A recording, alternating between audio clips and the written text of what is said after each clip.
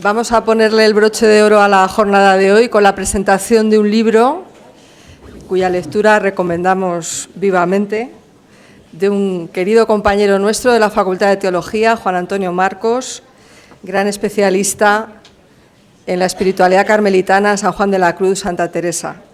El libro se titula Teresa de Jesús, la transparencia del misterio. Ha sido publicado por la editorial San Pablo y también tenemos el honor de tener aquí presente al director de la editorial, Octavio Figueredo. Vamos a iniciar un turno de intervenciones para presentar este libro, esta publicación, y empezamos con el profesor don Pedro Rodríguez Panizo de la Facultad de Teología.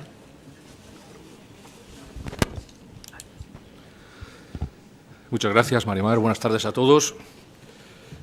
Lo primero que tengo que decir es que automáticamente compren el libro y lo lean. No es una exageración, no es porque sea un compañero, que también, porque siempre es un gusto leer los libros de los compañeros. La vida en común de una comunidad teológica pues está trenzada de amistad, trenzada de búsqueda común de la verdad y de la sabiduría, y cuando leemos las obras de nuestros compañeros pues siempre es un disfrute, es de agradecer y se aprende muchísimo. Yo además tengo que decir que en la situación personal por la que estoy pasando, con mi padre ya pues bastante mal, este verano me ha alegrado la vida, Juan Antonio, y me ha servido de un verdadero oasis, porque una de las tres cosas que quiero decir esta tarde es lo que deja ver él de la obra de Teresa, del estilo, llama mucho la atención, como buen filólogo que es, lo que ha cuidado este punto, lo bien escrito que está el libro, y cómo con humildad ha ido entretejiendo, cosiendo los textos de la Santa, de modo que ya llega un momento en que casi pasan como de continuo, del narrador que va contando los textos de ella también traídos, y luego su amor por la literatura clásica hace que las notas estén llenas de finísimas citas del Quijote o de los grandes clásicos que ahondan lo que dice Santa Teresa o que explican una manera de decir o una forma de no solo de hablar, sino algún teologúmeno. Realmente está muy logrado esto, sin apabullar al lector, sin ser un alarde de pedantería, que estoy yo con todo lo que sé, ¿no? Lo justo, parece que se le ha pegado a él también el estilo de la Santa. Entonces esta es la primera cosa, el estilo de Santa Teresa. Nuestro Azorín decía que, por otra parte, tenía un amor inmenso a la obra de Santa Teresa, ha escrito páginas preciosas sobre ella, se podía hacer un trabajo sobre esto, bueno, ya está hecho, sobre la relación entre Azorín y Santa Teresa. Decía siempre Azorín que pertenece a los místicos, digamos, si los clasificamos en tres categorías, a los místicos doctrinales, a los místicos que tienen mucho que decir, que tienen una profundidad de experiencia que contar. Luego hay otros que, oye, no siendo en este nivel tan elevado, son místicos más ascéticos, más que hablan de cuestiones de la moral, de la ascesis cristiana.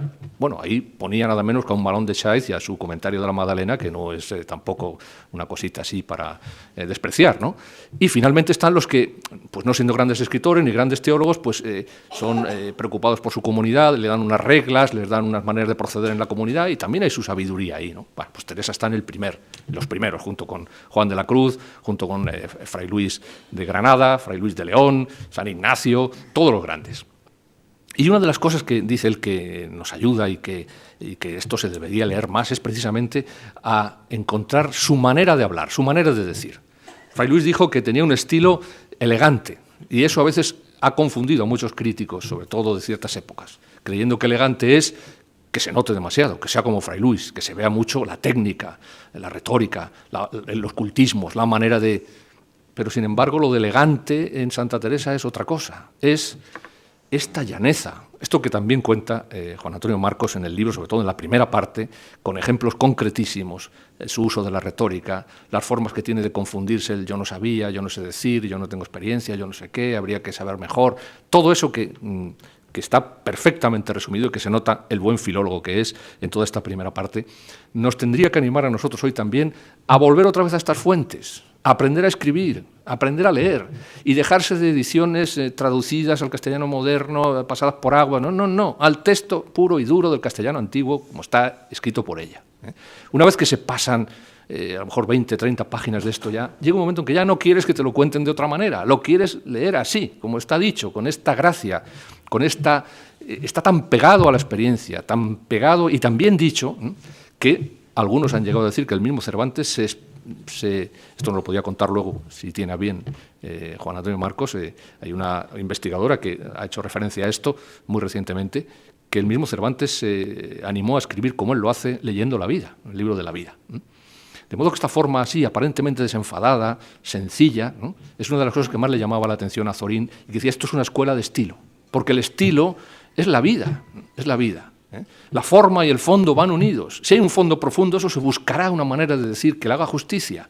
Y si no, pues en un artificio será, sí, escribe muy bien, pero una cosa es un escritor y otra cosa es alguien que escribe. Teresa es una escritora, de verdad. Y además la encantaba. Cuenta muy bien el autor que la daban a veces a las 2 de la mañana escribiendo de forma, porque la gustaba. Le gustaba no solo vivir, sentir, sino también expresarlo, escribirlo, fijarlo en un texto, ¿no?, dejarlo escrito así para que no se pierda esta experiencia.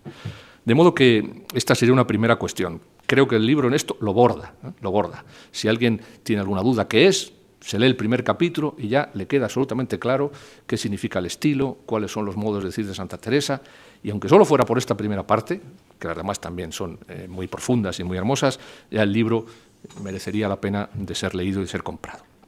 En segundo lugar, si algo queda claro, según como lo cuenta el autor, de dónde está el núcleo esencial de esta experiencia mística, es en lo que algunos han llamado socratismo cristiano. En la página 60 se cita este verso: alma, buscarte has en mí, y a mí buscarte has en ti. Esto es de una actualidad total. Basta ya de polarizarnos en una parte de la correlación, por miedo al subjetivismo, no sea que olvidemos ese sujeto, que no sé qué, que la profundidad, que la interioridad. No, la objetividad de lo de fuera. Está superado eso en ella misma ya. Buscarte has en mí y a mí buscarte has en ti. ¿Por qué se le llama esto socratismo cristiano?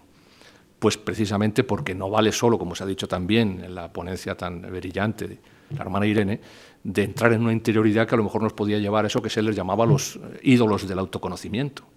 Uno puede entrar dentro de sí y confundir ese hondón de uno con, con lo que quiera, ¿no? Por eso casi todos los místicos que se ponen en esta escuela del socratismo cristiano, nada menos que Ricardo de San Víctor, nada menos que la tradición agustiniana, por supuesto, la misma Teresa, muchísimos otros, Isaac de la Estrella, ¿no?, casi todos dicen lo mismo. Entra dentro de ti, conócete a ti mismo y ahora sube, supra semetipsum, por encima de ti, elévate, sal de ti mismo, trasciéndete, transasciéndete. Y eso no se puede hacer, como aquí aparece clarísimamente por las citas tan bien traídas, y esto solo se puede hacer a mi modo de ver si se conoce la obra de la santa como Juan Antonio Marcos de pe a pa, porque si no, no te salen. Si vas a buscar una concordancia las citas, no te sale. Esto se ve que quien lo ha escrito lo conoce desde dentro. No solo lo conoce, lo ama, se ve que ama la obra, le gusta, disfruta con ella, como cualquiera que haga esta experiencia, que se ponga a leer cualquiera de las obras de Santa Teresa y pase esa primera dificultad del castellano antiguo.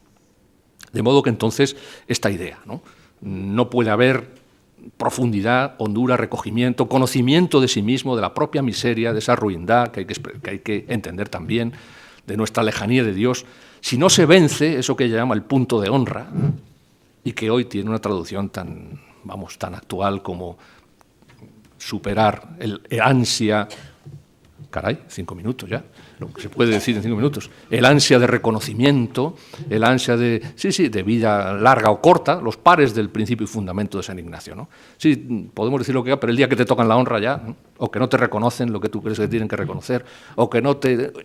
ya entramos en un terreno. Bueno, pues ahí la santa es implacable, ¿no? Hasta que no se supera eso en una verdadera humildad, no se puede entrar en las profundidades de Dios. Y eso solo se puede conseguir mirándole a él. Un texto que le gusta mucho al autor y que hemos comentado varias veces porque no tiene desperdicio, que es de las cuentas de conciencia, dice esto, ¿no? Cuando uno atraviesa y sufre esta conversión y recibe ojos nuevos, porque están ya enraizados en el corazón, en la profundidad de Dios, entonces se despiertan todas las dimensiones de la persona, también la razón es su profundidad, y por tanto la mística no es lo irracional, es lo suprarracional, es lo que tiene oído y no cercena en ninguna dimensión de lo real. Y cita Juan Antonio este texto que le gusta tanto de las cuentas de conciencia, porque hay una metáfora que también expresa incluso hasta la geografía natural de donde vivía ella, ¿no? Hasta ahora parecíame había menester a otros y tenía más confianza en ayudas del mundo. Ahora entiendo claro ser todos unos palillos de romero seco que asiéndose a ellos no hay seguridad.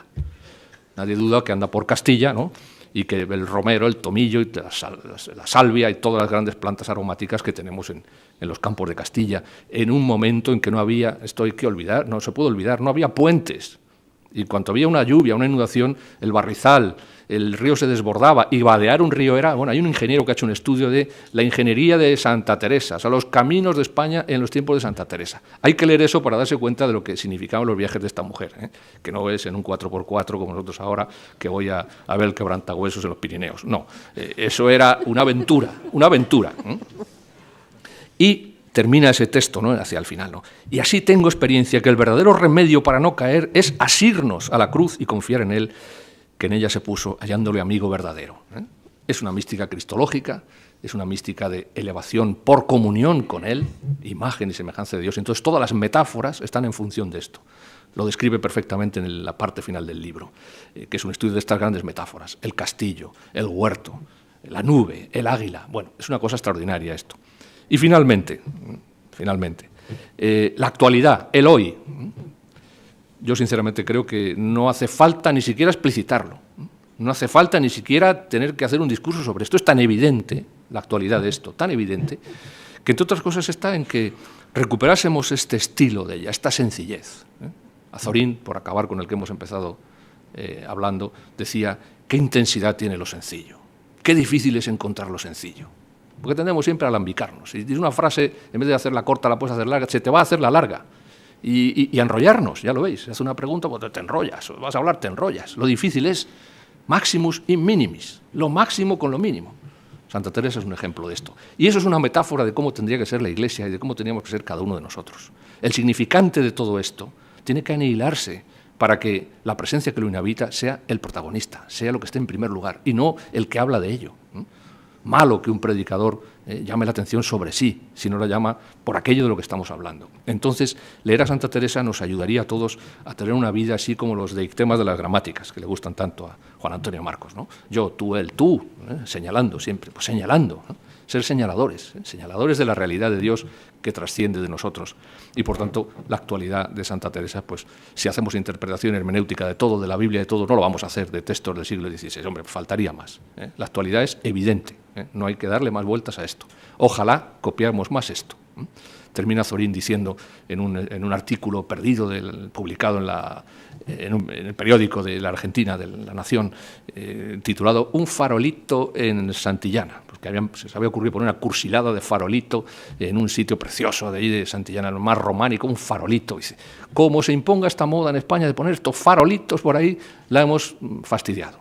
Porque esto es pensar que la belleza, que la estética está en lo bonito. Dicen, no, la estética no está en lo bonito, está en la sencillez, en la intensidad de lo sencillo. ¿Cuánta belleza hay, dice él, en un suelo rojizo de ladrillo de un convento carmelita, en unas paredes blancas enjalbegadas, en una mesa de pino, sin pintar, con el pino ahí, viéndosele las vetas, y una ventana por la que entra la luz, y se puede ver como una mosca vuela por ahí, donde está escribiendo Santa Teresa, ¿no? Estas cosas que tiene Azorín que parecen guiones de cine, ¿no? Cuánta belleza hay en las ruinas de un castillo en el profundo de Castilla, ¿no? En un cielo azul nítido, con un halcón que pasa por allí que chilla, ¿no? Pero claro, todo eso está esperando unos ojos capaces de reconocerlo, como este libro magnífico está esperando unos ojos que escuchen y que lean pues esta manera tan bien escrita de contar Teresa, la transparencia del misterio. Muchas gracias, Juan Antonio. Bueno.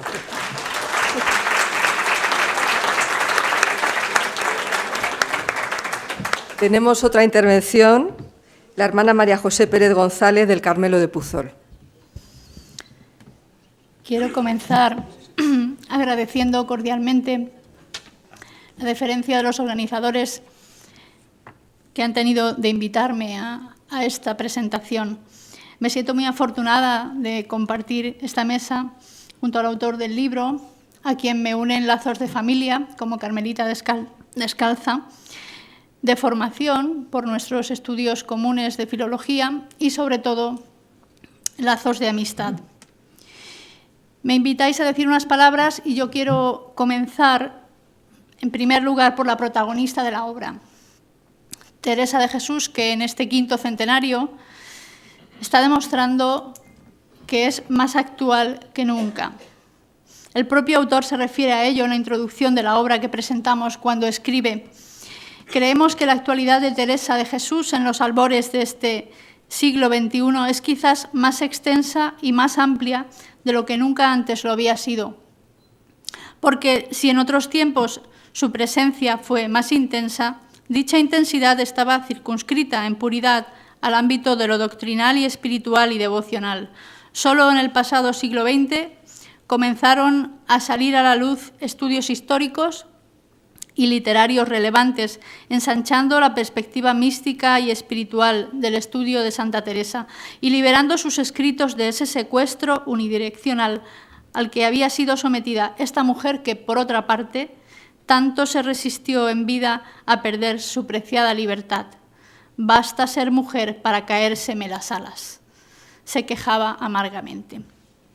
Esto que él dice aquí es algo que pude comprobar cuando, al poco de mi llegada al Carmelo, comenzó la organización del quinto centenario, cuyos preparativos se remontan al capítulo general de los Carmelitas Descalzos de 2009 en Fátima. La editorial de espiritualidad que por entonces dirigía Juan Antonio nos ofreció a nuestra comunidad de carmelitas de Puzol la posibilidad de publicar una serie de libros, unas antologías comentadas sobre cada una de las obras mayores de la santa. Me tocó participar en este proyecto cuando yo misma empezaba a conocer quién era Teresa de Jesús. Empecé a interesarme por lo que se decía de ella fuera de los ambientes religiosos, en el mundo académico, la historia, la literatura, la filosofía o cualquier otra disciplina, en estudios sobre la mujer y el feminismo, en el mundo del arte. Mi objetivo no era satisfacer una mera curiosidad. Necesitaba saber qué se pensaba sobre Teresa, esa monja del siglo XVI tan contaminada por la geografía del barroco, como bien nos ha explicado Teófanes, porque si sabía qué interesaba de ella, qué imagen se tenía de su persona, entonces podría ser capaz de presentarla de una manera que conectara, que pudiera enganchar al lector de hoy. Mi primera sorpresa fue constatar la vigencia que tenía esta mujer después de 500 años. Supe, por ejemplo, que alumnos de la prestigiosa Universidad de Columbia en Nueva York leían el libro de la vida en una asignatura sobre textos autobiográficos de la tradición espiritual de Occidente. Comencé entonces yo una tarea que ahora, cuando la recuerdo, me hace sonreír. ¿Cómo podía una monja contemplativa desde un convento perdido en tierras valencianas, sin acceso a bases de datos ni a bibliotecas universitarias, conseguir hacerse con aquellos trabajos de investigación que pudieran darle las claves que buscaba? Por vía y obra del correo electrónico, escribiendo a unos y a otros, llamando a tantas puertas que ahora me sorprendo yo misma.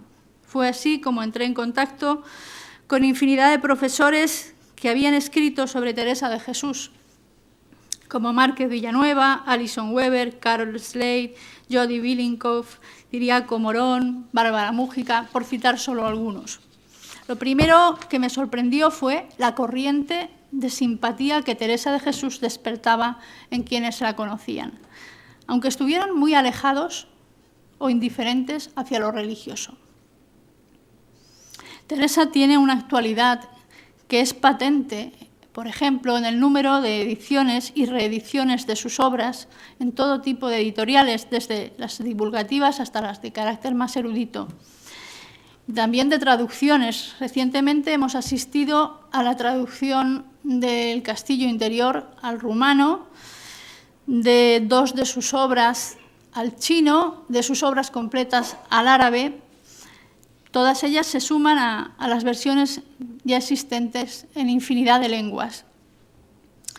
Estar a cargo, como me toca estar, de un blog dedicado a Teresa de Jesús me ha obligado a seguir de cerca la actualidad relacionada con ella. Solo pondré un ejemplo.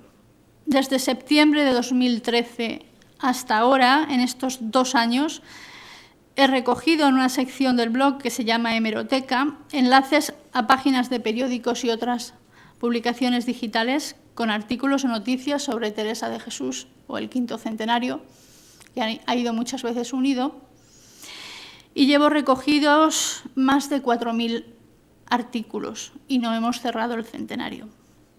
Teresa de Jesús es actual y la seguimos necesitando porque en la Iglesia, esa que ella tanto amó, sigue habiendo demasiados medio letrados espantadizos, como ella los llamaba, que pretendían llevar las cosas por tanta razón y tan medidas por sus entendimientos que no parece sino que han ellos con sus letras de comprender todas las grandezas de Dios.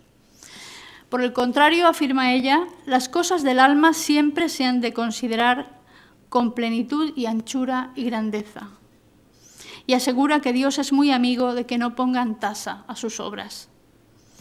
La necesitamos también, entre otras razones, porque, como afirma el Papa Francisco en su exhortación Evangelii Gaudium, es necesario ampliar los espacios para una presencia femenina más incisiva en la Iglesia. Se ha de garantizar la presencia de las mujeres también en los diversos lugares donde se toman las decisiones importantes, tanto en la Iglesia como en las estructuras sociales. Y ella supo levantar la voz como nadie para denunciar esta situación en ese texto que hoy nos ha leído Irene y que por eso no lo repito, que es todo un alegato valiente, el más valiente, creo yo, de su tiempo, a favor de las mujeres. Actual es también su defensa de la cultura y la necesidad de que se produzca un diálogo entre teología y espiritualidad, entre experiencia y dogma, entre fe y vida. Una mujer a la que las devociones a bobas, como ella las llamaba, le horrorizaban y que buscó siempre luz en los mejores teólogos de su tiempo. Teresa de Jesús es una contemporánea nuestra de 500 años, pero sigue siendo necesaria una labor de limpieza y restauración de su rostro, cubierto con capas de pintura de esos 5 siglos y de tantos intereses, esos afeites de los que nos habla Juan Antonio en su libro. Afirma él que quien lea a Teresa se encontrará con una mujer sin máscaras ni disfraces, desnuda ante Dios y ante los lectores, una mujer humanísima hasta el descaro y de una apertura de mente tal que hoy en día sigue gratamente admirándonos y descolocándonos. Así es, en la oración de las vísperas de su fiesta se canta esta antífona tomada del libro primero de los Reyes. Dios le concedió una sabiduría e inteligencia extraordinarias y una mente tan abierta como las playas junto al mar. Creo que estamos en condiciones de entender a Teresa de Jesús hoy mejor que nunca.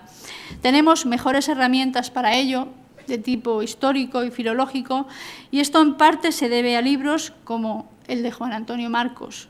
En él, el autor logra lo que yo considero que es el más difícil todavía circense aplicado a los estudios teresianos.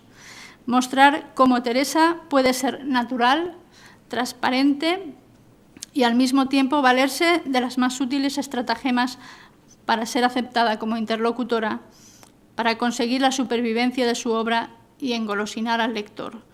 Así Juan Antonio, que ha estudiado muy bien este tema en trabajos anteriores, afirma: su escritura parece estar siempre teñida por una intencionalidad y estrategia demasiado consciente, incluso cuando hace gala de espontaneidad y descuido.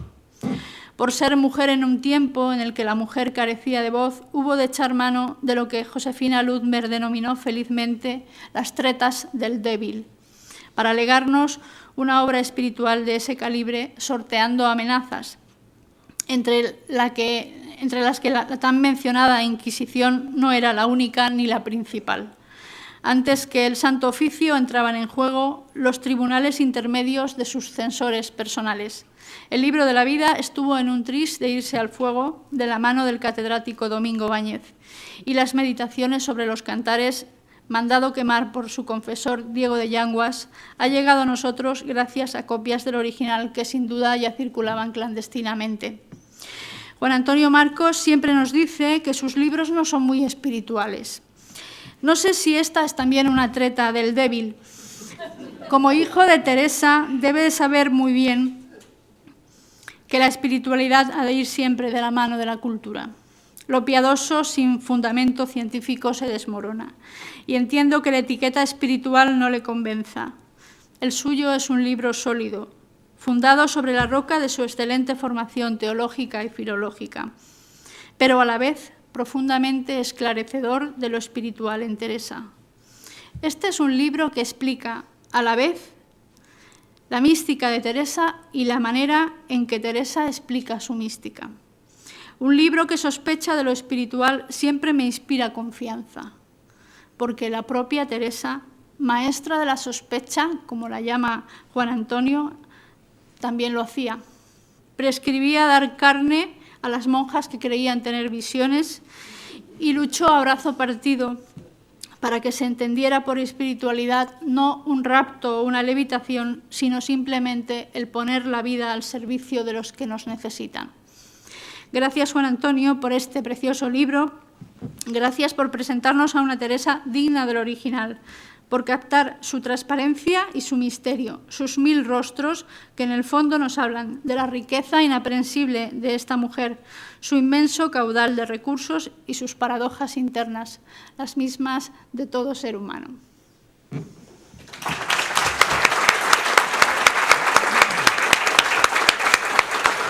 Bueno, pues tiene la palabra el autor. Bien, pues muchas gracias en primer lugar a Pedro y a María José por sus palabras. Yo me voy a atrever a hacer en 10 minutos, voy a intentar hacerlo en 10 minutos, algo que no se puede hacer, que es presentarles de una manera muy breve cómo está construido el libro, cuáles son los marcos, el esqueleto. Yo cada vez que tengo que acercarme a figuras como Santa Teresa o de San Juan de la Cruz, siempre intento buscar marcos de lectura, claves para comprenderlos. Y cuando termino de encontrarlas, esas claves ya se me vuelven viejas.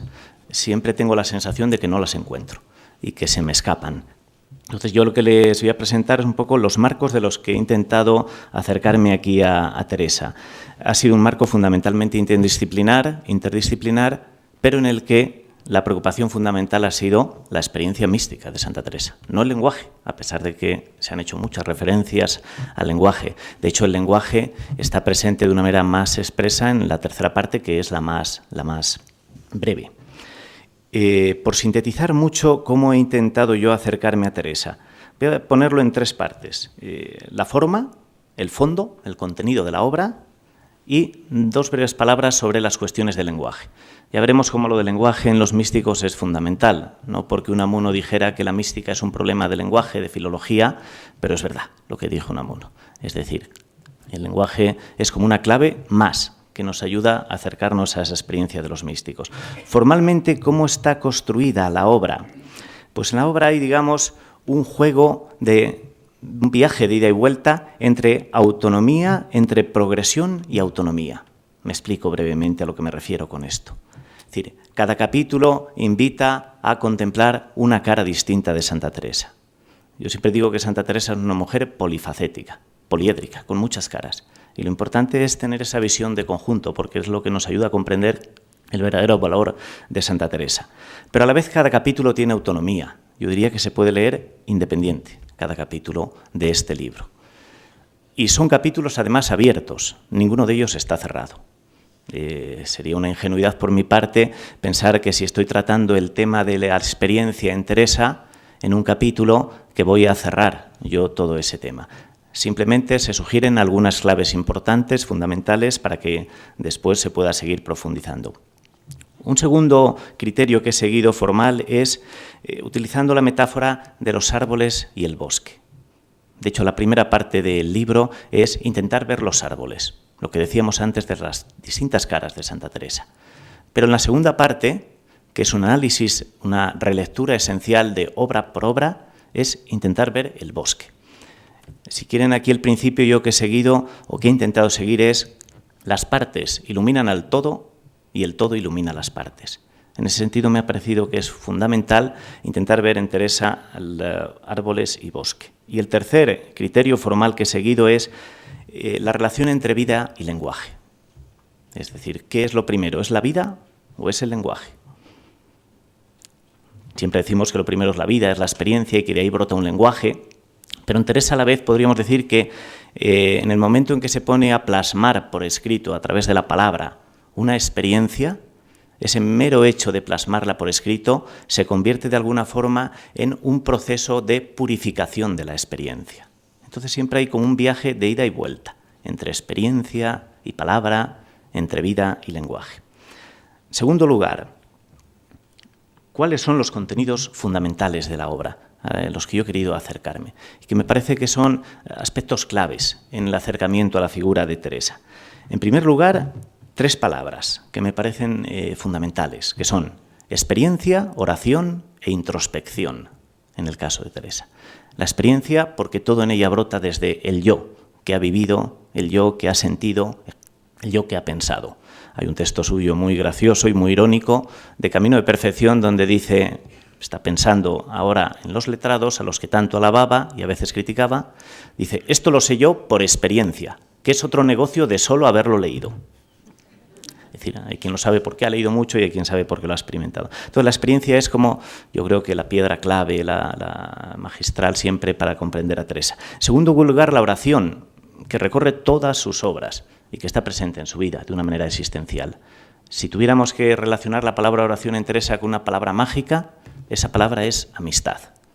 La oración es una forma de amistad. Y si hay una categoría que nos ayuda a entender esa experiencia orante, es la categoría de relación. Por tanto, la oración es una experiencia además de amistad en clave relacional con la divinidad. Y el tercer aspecto que les decía es la introspección. A mí me parece que casi nadie, aquí está Panizo, que sabe infinitamente más que yo, pero pocos en la historia de la mística han sido capaces de hacerlo de Teresa. Es decir, esa fuerza introspectiva que tiene. Digamos que Teresa ha sido alguien que ha sido capaz de hacer un viaje por los paisajes del alma, que diría Machado, por la propia interioridad de la persona, y cuando ha terminado el viaje ha sido capaz de contárnoslo.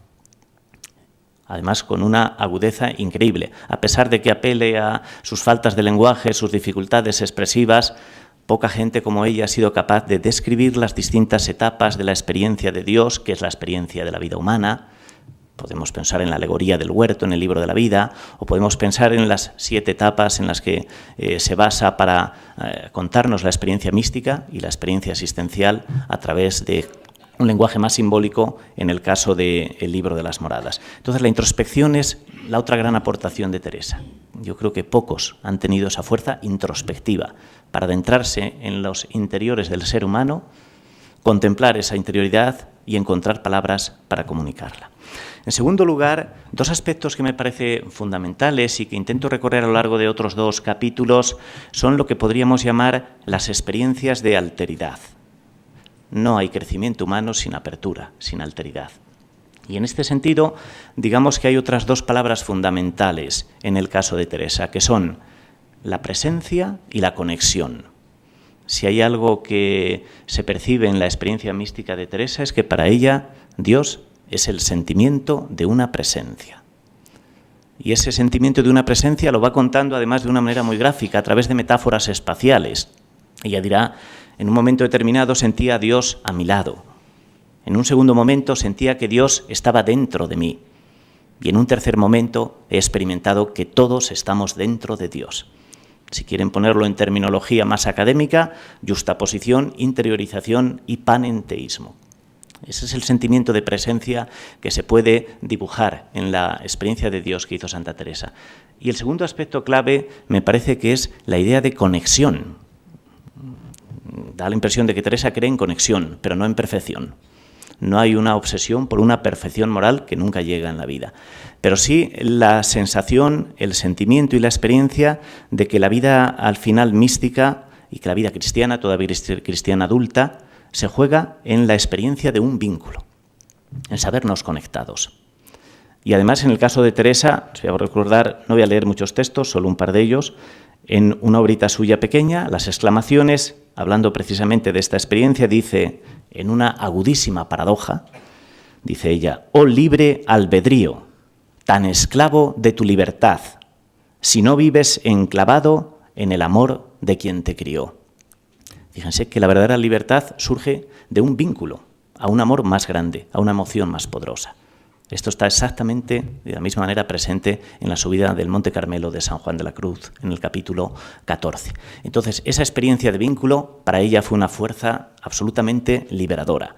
Liberadora frente a sí misma, capítulo 23 del libro de la vida, bendito sea Dios que me libró de mí, del ego narcisista, del hombre viejo, Paulino, o liberadora también frente al apego a los demás. Y yo creo que el texto magistral es el que ha leído Pedro de los palillos de romero seco.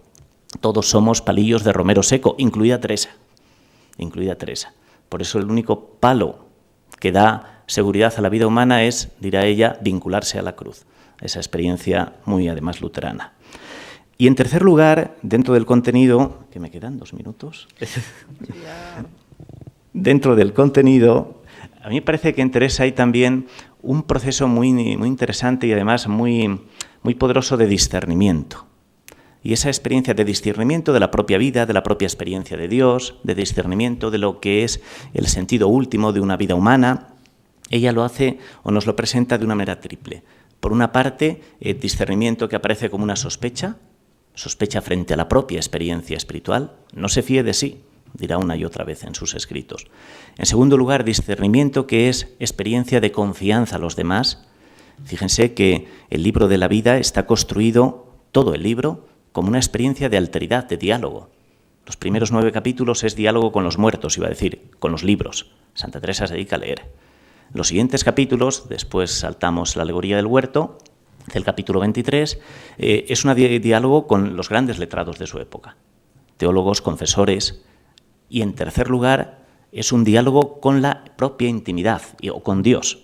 Ese diálogo adquiere un formato lingüístico muy concreto, que son las audiciones, visiones, pero esa triple experiencia de alteridad va a ser un proceso de discernimiento en su vida, y para comprenderse a sí misma y comprender su experiencia de Dios. Y en último lugar, voy ya terminando, estaría lo que podríamos llamar para Teresa, dentro de este proceso de discernimiento, los efectos. Es decir, toda experiencia de Dios se autentica, como dice ella en Cuartas Moradas, en los efectos de después, que no hay mejor crisol para probarse, en las obras del amor en concreto, ¿no? Esa es la estación término del viaje místico. Luego, en la segunda parte, no lo voy a explicar ya esto, hago una relectura esencial de las grandes obras de Teresa. Vida, desde esa experiencia de diálogo, de alteridad, camino, como una antropología humanista, y también de interioridad, porque nos cuenta el camino orante y Teresa, y el libro de las Moradas como una teología mucho más simbólica. Teresa ha crecido en experiencia y en dominio del lenguaje, y ahora es capaz no solo de contarnos narrativamente lo que ha vivido, 1565, libro de la vida, sino simbólicamente, a través de las grandes imágenes que están presentes en el libro de las Moradas. Y finalmente, 1 minuto más, la última parte es la más breve y la dedico al tema del lenguaje.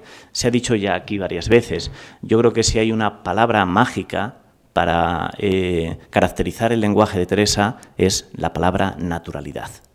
Pero esa palabra brota de también una forma de escribir y de ser y de vivir. Había un principio clásico en el lenguaje, en la literatura de la época. Juan de Valdés, El diálogo de la lengua. Escribo como hablo, sin afectación alguna. O lo que citaba Pedro también de Fray Luis de León. Una elegancia que inmediatamente Fray Luis califica de desafeitada. Y ya sabemos que los afeites en el siglo XVI era la cosmética. Es decir, una elegancia sin cosmética, natural. Y yo creo que eso es la espiritualidad de Santa Teresa, eso es el lenguaje, eso es la persona de Teresa. Por eso yo en el librito ponía el título de Transparencia. Bien, y la última parte les decía que recorro algunos aspectos relativos al lenguaje, la fuerza que tienen sus palabras, una expresión que ella utiliza en determinada ocasión, el afán comunicativo que es fascinante en Teresa, la lucha con la palabra. Hay un texto magistral del libro de la vida, cuando está describiendo pues, ciertas etapas de la aventura mística, y dice, el entendimiento, si entiende, no se entiende como entiende. A mí no me parece que entiende, porque, como digo, no se entiende. Y concluye diciendo, yo no acabo de entender esto. Bien, uno puede pensar que esto es un texto jocoso, pero en realidad esta es la manera más afortunada de expresar una experiencia que nos desborda. Piensen en una expresión tan cotidiana que utilizamos todos en nuestro lenguaje, cuando decimos a alguien, es que no sé cómo agradecértelo. Esa es la manera más afortunada de dar gracias. El decir, no sé cómo agradecértelo. Y esto es lo que le ocurre a Teresa, es un ejemplo simplemente. Finalmente, yo termino recogiendo una pequeña síntesis de algunas de las metáforas, de los símbolos que están presentes en Teresa. Piensen que Teresa era una mujer fundamentalmente extrovertida. Yo creo que eso se ha percibido hoy aquí. Entonces, ¿qué es lo que necesitó? Justo lo contrario de San Juan de la Cruz, que era una persona introvertida. San Juan de la Cruz creó símbolos de exterioridad para buscar un equilibrio humano personal. Santa Teresa creó símbolos de interioridad, el huerto, el jardín, el paraíso, el cielo interior, el castillo interior, el palacio interior, las moradas interiores, son todos símbolos de interioridad que necesitó para equilibrar su propia vida. Entonces recojo ahí una pequeña síntesis de las metáforas y solo apuntaría una cosa que me parece importante. Las relecturas actuales de Teresa van precisamente en una visión muy interdisciplinar y muy abierta, incluso en este aspecto del lenguaje. Por ejemplo, cuando se quiere hablar ahora de las metáforas espaciales en Teresa, se va a decir que no se pueden explicar solo desde el lenguaje. Hay que relacionarlas con espacios arquitectónicos concretos del siglo XVI. ¿Qué función tiene el espacio conventual, la celda conventual, el jardín conventual, como ámbitos también de libertad? Y que luego Teresa traslada casi automáticamente al espacio interior de la persona como verdadero ámbito de libertad. Y termino ya con una cita de Teresa. Muchas veces se ha dicho hoy también algo, la mística la hemos relacionado, probablemente Bernini nos hizo un favor y un desfavor también con la escultura que nos dejó de Santa Teresa y la transverberación, ¿no? El éxtasis. Se ha relacionado con esos fenómenos extraordinarios, pero en Teresa está claro algo que a mí me parece fundamental. La mística, toda experiencia profunda de Dios, se autentica en la ética y no hay otra forma de autenticarlo. Y les leo un pequeño texto de una obra suya, Meditación de los Cantares. Hay otros muchos textos que ilustran este aspecto, pero este me pareció muy significativo. Dice Teresa: yo lo miro con advertencia en algunas personas, y entre paréntesis dice, que muchas no las hay por nuestros pecados, que mientras más adelante están en la oración y regalos de nuestro Señor, y aquí viene la clave de todo, más acuden a las necesidades del prójimo. Toda experiencia mística se autentica en la ética de los sufrimientos y de las necesidades de los demás. Y a mí me parece que eso es como el final de la verdadera experiencia mística. Bueno, y eso es un poco lo que quería compartir con ustedes. Gracias.